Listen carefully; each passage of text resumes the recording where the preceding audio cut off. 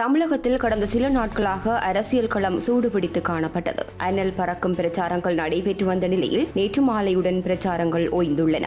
தமிழக சட்டமன்ற தேர்தல் நாளை ஒரே கட்டமாக நடைபெறவுள்ளது. நாளை காலை 7 மணிக்கு வாக்குப்பதிவு தொடங்குகின்றது. 234 தொகுதிகளில் 4023 வேட்பாளர்கள் களத்தில் நிற்கின்றனர். தமிழகத்தில் திமுக, அதிமுக, நாம் தமிழர், தவிக என 4 முனை போட்டி நிலவுகின்றது. தமிழகத்தில் மொத்தம் 5,73,43,291 வாக்காளர்கள் உள்ளனர். இதில் 2,80,30,658 ஆண் வாக்காளர்களும் 2,93,04,095 பெண் வாக்காளர்களும் 7,728 மூன்றாம் பாலின வாக்காளர்களும் உள்ளனர். மாநிலம் முழுவதும் 75,064 வாக்கு மையங்கள் அமைக்கப்பட்டுள்ளன. வாக்களிப்பதற்காக தேர்தல் தினமான நாளை பொது விடுமுறை அளிக்கப்பட்டுள்ளது.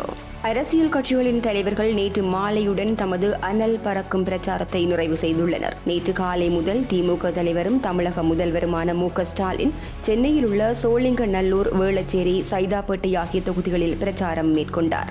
அதிமுக பொதுச் செயலாளர் எடப்பாடி பழனிசாமி தான் போட்டியிடும் எடப்பாடி சட்டப்பேரவை தொகுதியில் தேர்தல் பரப்புரை மேற்கொண்டார்.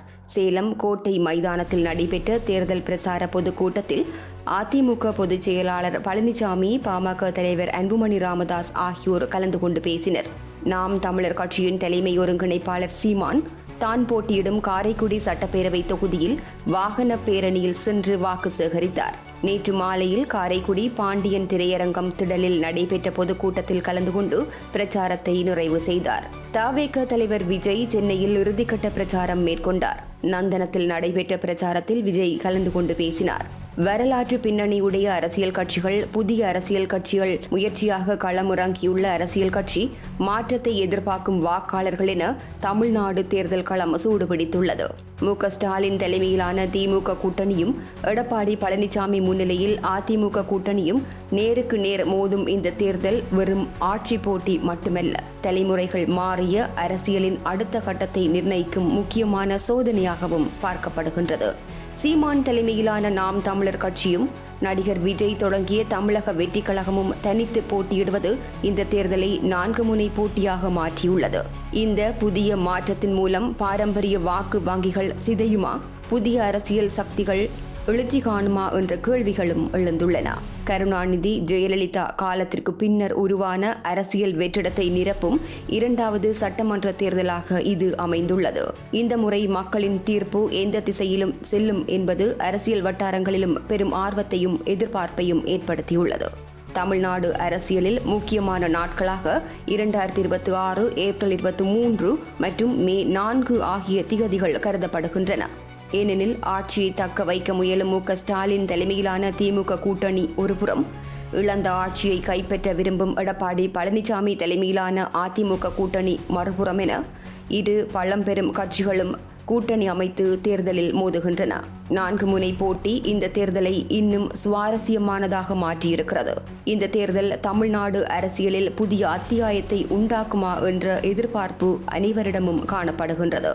2016ஆம் ஆண்டு ஜெயலலிதா தலைமையிலான அதிமுக வெற்றி பெற்று தொடர்ந்து 2வது முறையாக அதிமுக ஆட்சி அமைத்தது. 1984ஆம் ஆண்டிற்கு பின்னர் தமிழ்நாட்டில் தொடர்ந்து 2வது முறையாக ஒரு கட்சி ஆட்சி அமைப்பது அதுவே முதன்முறை. 2016ஆம் ஆண்டு முதலமைச்சராக பதவியேற்ற ஜெயலலிதா அதே ஆண்டில் மரணமடைந்தார். ஜெயலலிதாவும் கருணாநிதியும் மறைந்த பின்னர் முதன்முறையாக 2021ஆம் ஆண்டு தமிழ்நாடு சட்டமன்ற தேர்தல் நடைபெற்றது.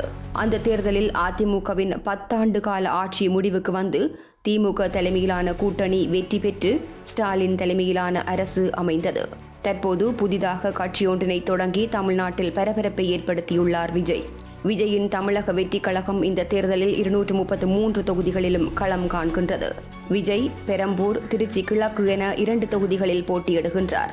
கூட்டணிகளின் போர்கள், தனித்து நிற்கும் கட்சிகளின் சவால்கள், புதிய தலைமுறையின் அரசியல் ஆசைகள் இவை அனைத்தும் சேர்ந்து தமிழ்நாடு சட்டமன்ற தேர்தலை சாதாரணமாக அல்லாது தீர்மானம் மிக்க தேர்தலாக மாற்றியுள்ளது. மே 4ஆம் திகதி வெளியாக போகின்ற முடிவுகள் வெறுமனே வெற்றியாளரை மட்டும் தெரிவு செய்யும் தேர்தலாக அல்லாது தமிழ்நாட்டின் அரசியல் எதிர்கால பாதையையும் தீர்மானிக்கப் போகின்றன. இளம் தலைமுறைகள் எதிர்பார்க்கும் மாற்றமா அல்லது ஆண்டாண்டு கால ஆட்சி தொடருமா என்ற இறுதி கேள்விக்கு நாளைய தேர்தலும் மக்களின் வாக்குகளுமே விடை காணப் போகின்றன.